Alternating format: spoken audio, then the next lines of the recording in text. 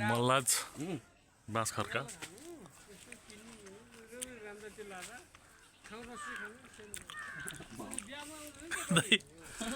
कुन खानी हो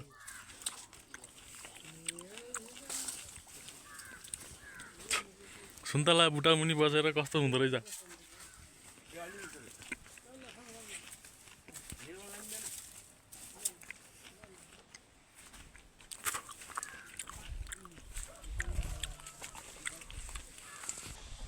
दिन्छु म तिम्रो दुई-चार किलो दिन्छु